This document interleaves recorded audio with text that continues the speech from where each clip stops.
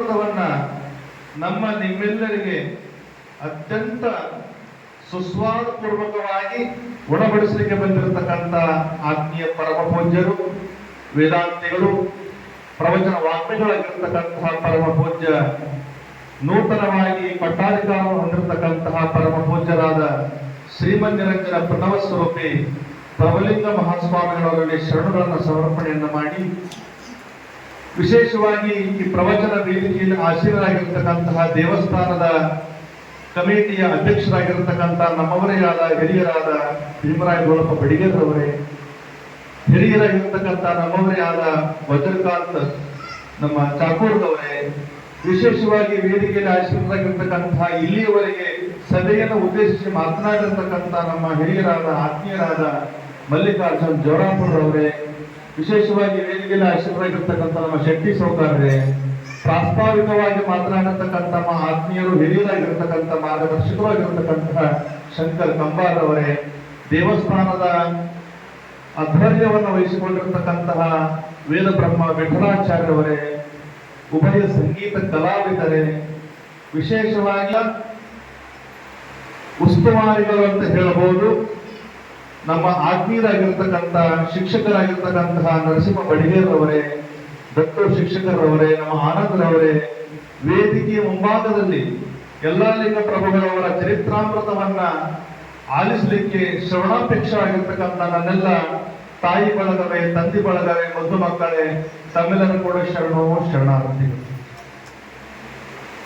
ವಿಶೇಷವಾಗಿ ಸಾಮಾನ್ಯವಾಗಿ ಕಾರ್ಯಕ್ರಮಗಳೆಲ್ಲವೂ ಕೂಡ ಸಮಯದ ಅಭಾವದಿಂದ ಪ್ರಾರಂಭವಾಗ್ತಾವಂತೆ. ಹಾಗ ಈ ಕಾರ್ಯಕ್ರಮವು ಕೂಡ ಸಮಯದ ಅಭಾವದಿಂದ ಪ್ರಾರಂಭಗೊಂಡಿದೆ. ಅಡ್ಡಿ ಇಲ್ಲ, ನಾನು ಕೂಡ ಒಂದ್ 2 ತಾಸು ಮಾತನಾಡ್ಬೇಕಂತ ಗಟ್ಟಿಯಾಗಿ ಇಲ್ಲಿ ಪೀಠದ ಕೂತ್ಕೊಂಡು ನಡೀತದ್ರೆ ಒಂದ್ 2 ತಾಸು ಮಾತಾಡ್ತೀನಿ. ನನಗೂ ಕೂಡ ಕುದಿಯದ್ರೆ ಊರಿಗೆ ಹೋಗ್ಬೇಕಂತ. ಇವತ್ತಿನ ದಿವಸ ನಾವು ನೀವೆಲ್ಲರೂ ಕೂಡ ಸೇರಿರ್ತಕ್ಕಂಥ ಉದ್ದೇಶ ಏನು ಅಂತ ಕೇಳಿದ್ರೆ, ಸದ್ಗುರು ಯಲ್ಲಾಲಿಂಗ ಮಹಾರಾಜರ ಚರಿತ್ರಾಮೃತವನ್ನ ನಾವೆಲ್ಲರೂ ಕೂಡ ಕೇಳಿ ಪುನೀತರಾಗಬೇಕು ಎನ್ನುವಂತ ಕಾರಣಕ್ಕಾಗಿ ನಾವು ನೀವೆಲ್ಲರೂ ಕೂಡ ಇಲ್ಲಿ ಸೇರಿದ್ದೀವಿ. ಯಾಕ ಯಲ್ಲಾಲಿಂಗ ಮಹಾರಾಜರು ಜನ್ಮವನ್ನ ತಾಳಿದರು ಏನ್ರಿ? ಯಾಕ ಯಲ್ಲಾಲಿಂಗ ಮಹಾರಾಜರು ಜನ್ಮವನ್ನ ತಾಳಿದರು? ಯಾಕ ಯಲ್ಲಾಲಿಂಗ ಮಹಾರಾಜರು ಅವಧೂತರೆನಿಸಿಕೊಂಡರು? ಯಾಕ ಯಲ್ಲಾಲಿಂಗ ಮಹಾರಾಜರು ಲಕ್ಷಾನ ಸಿದ್ಧಲಿಂಗ ಮಹಾರಾಜರ ಆಶ್ರಯವನ್ನು ಪಡೆದುಕೊಂಡರು? ಇದೆಲ್ಲವನ್ನ ಕೇಳುವ ಸಲುವಾಗಿ ನಾವೆಲ್ಲರೂ ಕೂಡ ಇಲ್ಲಿ ಸೇರಿಕೊಂಡಿದ್ದೀವಿ. ಯಾಕ ಯಲ್ಲಾಲಿಂಗ ಮಹಾರಾಜರ ಜನ್ಮವನ್ನು ತಾಳಿದರು ಅಂತ ಕೇಳಿದೆ. ಆದ್ರೆ ಒಂದು ಕಡೆ ಕೃಷ್ಣ ಪರಮಾತ್ಮ ಗೀತೆಯಲ್ಲಿ ಒಂದು ಮಾತನ್ನು ಹೇಳ್ತಾನ್ರಿ, ಬಹಳ ಅದ್ಭುತವಾದ ಒಂದು ಮಾತನ್ನು ಹೇಳ್ತಾನ. ಪರಿತ್ರಾಣಾಯ ಸಾಧೂನ ವಿನಾಶಾಯ ದುಷ್ಕೃತ ಧರ್ಮ ಸಂಸ್ಥಾಪನಾರ್ಥಾಯ ಸಂಭವಾಮಿ ಯುಗೆ ಯುಗೆ ಎಂಬುದಾಗಿ ಕೃಷ್ಣ ಪರಮಾತ್ಮ ಗೀತೆಯಲ್ಲಿ ಬಹಳ ಚೆನ್ನಾಗಿ ಒಂದು ಮಾತನ್ನು ಹೇಳ್ತಾನೆ. ಏನಿದರ ಅರ್ಥ?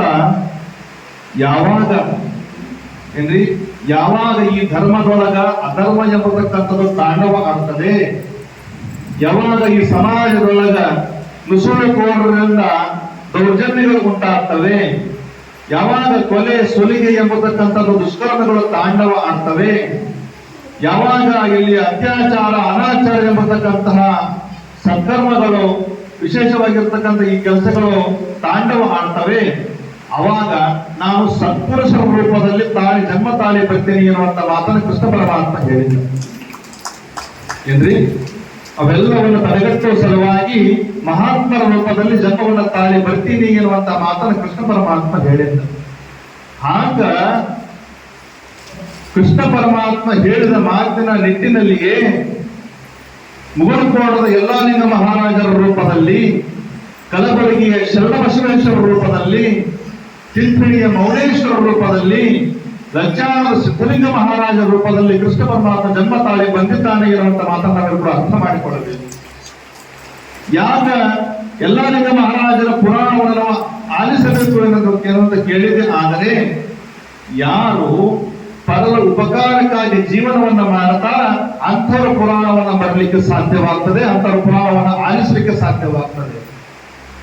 ಪರೋಪಕಾರಾಯ ದುಹಂತಿ ಗಾವ, ಪರೋಪಕಾರಾಯ ದುಹಂತಿ ಗಾವ, ಪರೋಪಕಾರಾಯ ಫಲಂತಿ ವೃಕ್ಷ, ಪರೋಪಕಾರಾಯ ವಹಂತಿ ನತ್ಯಯ, ಪರೋಪಕಾರ ಇದಂ ಶರೀರ ಎಂಬುದಾಗಿ ಶ್ರುತಿವಾಕ್ಯ ಹೇಳ್ತಾ ಇದೆ. ಪರರ ಉಪಕಾರಕ್ಕಾಗಿ ಇನ್ನೊಬ್ಬರ ಸಲುವಾಗಿ ನದಿಗಳು ಹರಿತಾ ಇದ್ದಾವೆ, ನದಿಗಳು ನೀರನ್ನು ಹರಿತಾ ಇದ್ದಾವೆ. ಪರರ ಉಪಕಾರಕ್ಕಾಗಿ ಇನ್ನೊಬ್ಬರ ಸಲುವಾಗಿ ಗೋವು ಆಕಳ ಹಾಲನ್ನು ಕೊಡ್ತಾ ಇದೆ, ಸ್ವಾರ್ಥಕ್ಕಾಗಿ ಅಲ್ಲ, ಮನುಷ್ಯರ ಸಲುವಾಗಿ. ಪರೋಪಕಾರಾಯ ಫಲಂತ್ಯ ವೃಕ್ಷ, ಇನ್ನೊಬ್ಬರ ಸಲುವಾಗಿ ಗಿಡ ಮರಗಳು ಹಣ್ಣನ್ನು ಕೊಡುತ್ತವೆ, ಎಳನೀರನ್ನು ಕೊಡ್ತಾ ಇವೆ, ತೆಂಗಿನ ನೀರನ್ನು ಕೊಡ್ತಾ ಇದ್ದಾವೆ, ಸ್ವಾರ್ಥಕ್ಕಾಗಿ ಅಲ್ಲ, ಮನುಷ್ಯರ ಸಲುವಾಗಿ. ಹಾಗ ಈ ಮನುಷ್ಯನ ಶರೀರವೂ ಕೂಡ ಸ್ವಾರ್ಥಕ್ಕಾಗಿ ಬದುಕರೆ ಪರರ ಉಪಕಾರಕ್ಕಾಗಿ ಜೀವನವನ್ನು ಮಾಡಿದ್ದೆ, ಆದ್ರೆ ಮಾನವ ಜನ್ಮ ಪಡೆದು ಕೂಡ ಸಾರ್ಥಕ ಆಗ್ತದೆ ಎನ್ನುವಂತಹ ಕಾರಣಕ್ಕಾಗಿ ಯಲ್ಲಾಲಿಂಗ ಮಹಾರಾಜ ಜನ್ಮವನ್ನ ತಾಳಿ ಪರರ ಉದ್ಧಾರವನ್ನು ಮಾಡಿರ್ತಕ್ಕಂಥವ್ರು. ಅಂತಹ ಪುಣ್ಯಾತ್ಮರ ಜೀವನಾಮೃತವನ್ನ, ಚರಿತಾಮೃತವನ್ನ ನಾವೆಲ್ಲರೂ ಕೂಡ ಶ್ರವಣವನ್ನ ಮಾಡೋಣ. ನಮ್ಮಲ್ಲಿ ಇರತಕ್ಕಂತಹ ದುಷ್ಕರ್ಮಗಳನ್ನು ಕಳೆದುಕೊಳ್ಳೋಣ. ಅವರ ಒಂದು ಶ್ರವಣ ಮಾತ್ರದಲ್ಲಿಯೇ ನಮ್ಮ ಪಾಪವನ್ನು ಪರಿಹಾರವಾಗಿ ಎಲ್ಲೆಡೆ ಶಾಂತಿ, ಸಮಾಧಾನ, ಸೌಹಾರ್ದವು ಕೂಡ ಎಲ್ಲ ಕಡೆ ನೆಲೆಗೊಳ್ಳಲಿ ಎನ್ನುವಂತಹ ಕಾರಣಕ್ಕಾಗಿ ಇಂಡಿ ವಿಶ್ವಕರ್ಮ ಸಮಾಜ ಯಲ್ಲಾಲಿಂಗಮ್ಮ ಪ್ರಭುಗಳ ಪುರಾಣವನ್ನ ಆಯೋಜನೆ ಮಾಡಿದ್ದಾರೆ. ಅವರಿಗೆ ಎಷ್ಟೊಂದು ಬಾರಿ ಅಭಿನಂದನೆ ಸಲ್ಲಿಸಿದ್ರು ಕೂಡ ಕಡಿಮೆಯಾಗ್ತದೆ ಎನ್ನುವಂತ ಮಾತನ್ನು ವೇದಿಕೆ ಮೂಲಕವಾಗಿ ಹೇಳಬೇಕಾಗ್ತದೆ. ಯಾಕಂತ ಕೇಳಿದ್ರೆ ಈ ವರ್ಷದ ಜಾತ್ರಾ ಮಹೋತ್ಸವ ಅತ್ಯಂತ ವೈಶಿಷ್ಟ್ಯಪೂರ್ಣವಾಗಿರ್ತಕ್ಕಂಥ ಕಾರ್ಯಕ್ರಮ. ಪ್ರತಿ ವರ್ಷವೂ ಕೂಡ ಕೇವಲ ಪುರಾಣವನ್ನ ಆಯೋಜನೆ ಮಾಡತಕ್ಕಂಥದ್ದು, ಸಾಮೂಹಿಕ ಮಂಜುವಿನ ಮಾಡತಕ್ಕಂಥದ್ದು, ಪಲ್ಲಕ್ಕಿ ಉತ್ಸವ ಮಾಡಿದ್ರೆ ಜಾತ್ರಾ ಮಹೋತ್ಸವ ಮುಕ್ತಾಯವಾಗ್ತಿತ್ತು. ಆದರೆ ಈ ವರ್ಷ ಒಂದು 18 ದಿನಗಳ ಪರ್ಯಂತರವಾಗಿ ಯಲ್ಲಾಲಿಂಗ ಪ್ರಭುಗಳವರ ಒಂದು ಜೀವನಾಮೃತ ಪುರಾಣ ಪ್ರವಚನ ಜೊತೆಯಲ್ಲಿ ಕಾಳಿಕಾ ಸೇವಾ ಭೂಷಣ ಎಂಬತಕ್ಕಂಥ ಪ್ರಶಸ್ತಿ ಪ್ರದಾನ, ಜೊತೆಯಲ್ಲಿ ಶತಚಂಡಿಕಾ ಮಹಾಯಜ್ಞ ಲೋಕ ಕಲ್ಯಾಣಾರ್ಥಕವಾಗಿ ಶತಚಂಡಿಕಾ ಮಹಾಯಜ್ಞವನ್ನ, ಜೊತೆಯಲ್ಲಿ ನಮ್ಮ ಎಲ್ಲ ತಾಯಿ ಬಳಗದ ಸಂಕಲ್ಪದ ಮೇರೆಗೆ ಆ ಜಗನ್ಮಾತೆಗೆ ಆ ಶ್ರೀಚಕ್ರಕ್ಕೆ ಕುಂಕುಮಾರ್ಚನೆ ಮಾಡತಕ್ಕಂಥ ಕಾರ್ಯಕ್ರಮವನ್ನ, ಜೊತೆಯಲ್ಲಿ ಧರ್ಮಾರ್ಥವಾಗಿ ಸಾಮೂಹಿಕ ಉಪನಯನ ಮಾಡತಕ್ಕಂಥ ಕಾರ್ಯಕ್ರಮವನ್ನ, ಜೊತೆಯಲ್ಲಿ ಇದರೆಲ್ಲರ ಮೇರಿಯೂ ಕೂಡ ಮೆರಗನ್ನ ಹೆಚ್ಚಿಸತಕ್ಕಂತಹ ಕೆಲಸ ಕಾರ್ಯಕ್ರಮ ಯಾವಂತ ಕೇಳಿದ್ರೆ ನೂತನ ರಥೋತ್ಸವ ಎಂಬತಕ್ಕಂಥ ಮಾತನ್ನ ತಾವೆಲ್ಲರೂ ಅರ್ಥ ಮಾಡಿಕೊಳ್ಳಬೇಕು. ಆ ರಥೋತ್ಸವವನ್ನ ಜೊತೆಯಲ್ಲಿ ಆ ರಥೋತ್ಸವ ಎಂಥ ವೈಶಿಷ್ಟ್ಯಪೂರ್ಣವಾಗಿರ್ತಕ್ಕಂಥ ಕಾರ್ಯಕ್ರಮ ಅಂತ ಕೇಳಿದ್ರೆ ಕೇವಲ ಮಹಿಳೆಯರಿಂದ ಆ ರಥೋತ್ಸವ ಮಾಡತಕ್ಕಂಥ ಸಂಕಲ್ಪವನ್ನು ನಮ್ಮ ಇಂಡಿ ಗ್ರಾಮದವರು ಮಾಡಿದ್ದಾರೆ. ಅಂತಹ ಕಾರ್ಯಕ್ರಮ ನಿರ್ವಿಘ್ನವಾಗಿ ಆ ಜಗನ್ಮಾತೆ ಕಾಳಿಕಾ ಮಾತೆ ನೆರವೇರಿಸಿಕೊಳ್ಳಲಿ ಎನ್ನುವಂತಹ ಮಾತನ್ನು ಹೇಳಬೇಕಾಗ್ತದೆ.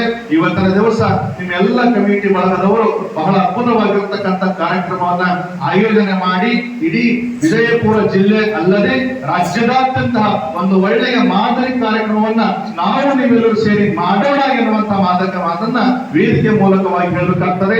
ಈ ಒಂದು ಕಾರ್ಯಕ್ರಮಗಳ ರೂವಾರಿಗಳಾಗಿ ನಮ್ಮ ಅಧ್ಯಕ್ಷರಾದಿಯಾಗಿ, ಜೊತೆಯಲ್ಲಿ ನಮ್ಮ ನರಸಿಂಹ ಬಡಿಗರವರಾಗಿರ್ಬೋದು, ದತ್ತು ಸರ್ ಆಗಿರ್ಬೋದು, ಅವರು ಶಿಕ್ಷಕರಾಗಿದ್ದರೂ ಕೂಡ ತಮ್ಮ ವೃತ್ತಿಗೆ ಚ್ಯುತಿ ಬಾರದಂತೆಯೇ ಸಾಮಾಜಿಕ ಕಾರ್ಯಗಳನ್ನು ಕೂಡ ಮಾಡ್ತಾ ಇದ್ದಾರೆ.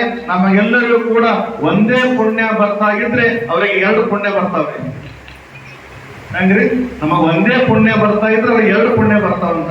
ಹ್ಯಾಂಗ 2 ಪುಣ್ಯ ಅಂತ ಕೇಳಿದ್ರೆ, ಅವರು ಶಿಕ್ಷಕರಾಗಿ ವೃತ್ತಿಯಲ್ಲಿ ಶಿಕ್ಷಕರಾಗಿದ್ದರೂ ಕೂಡ ಶಾಲೆಯಲ್ಲಿ ಮಕ್ಕಳಿಗೆ ವಿದ್ಯಾದಾನ ಮಾಡಿರ್ತಕ್ಕಂಥ ಪುಣ್ಯ ಏನ್ರಿ, ಶಾಲೆಯಲ್ಲಿ ವಿದ್ಯಾರ್ಥಿಗಳಿಗೆ ವಿದ್ಯಾದಾನ ಮಾಡಿರ್ತಕ್ಕಂಥ ಪುಣ್ಯ, ಜೊತೆಯಲ್ಲಿ ಆ ಕಾಳಿಕಾಂಬಾ ಸನ್ನಿಧಿಯಲ್ಲಿ ಸಮಾಜ ಸೇವೆಯನ್ನು ಮಾಡಿರ್ತಕ್ಕಂಥ ಪುಣ್ಯ ಅವರು ಗಳಿಸ್ಕೊಳ್ತಾ ಇದ್ದಾರೆ ಎನ್ನುವಂತ ಮಾತನ್ನ ಹೇಳಬೇಕಾಗ್ತದೆ. ಇವತ್ತಿನ ದಿವಸ ನಾವು ಅವರ ಮುಖಸ್ತುತಿಯನ್ನ ಮಾಡ್ತಾ ಇಲ್ಲ, ಅವರ ಪರಿಶ್ರಮಕ್ಕಾಗಿ ನಾವೆಲ್ಲರೂ ಕೂಡ ಆ ಪ್ರಶಂಸೆಯನ್ನ ಮಾಡಲೇಬೇಕಾಗಿದೆ ಎನ್ನುವಂತ ಮಾತನ್ನು ಹೇಳ್ತಾ, ಬರುವಂತಹ ಜನಮಾನಗಳಲ್ಲಿ ಸುಮಾರು 25 ದಿನಗಳ ಪರ್ಯಂತರವಾಗಿ ಕಾರ್ಯಕ್ರಮ ನಡೀತಾ ಇದೆ.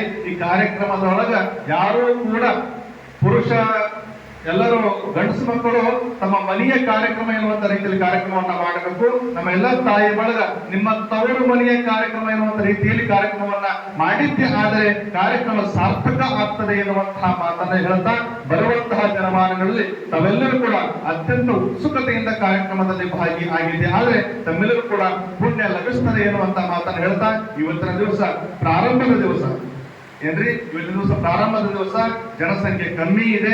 ನಾಳಿನ ಬರ್ತಕ್ಕಂತಹ ಜನಮಾನಗಳಲ್ಲಿ ಇವತ್ತಿನ ದಿವಸ ಬಂದಿರತಕ್ಕಂತ ನೀವೆಲ್ಲರೂ ಕೂಡ ತಮ್ಮ ತಮ್ಮ ಪಕ್ಕದ ಮನೆಯಲ್ಲಿ ಇರತಕ್ಕಂತ ಒಂದು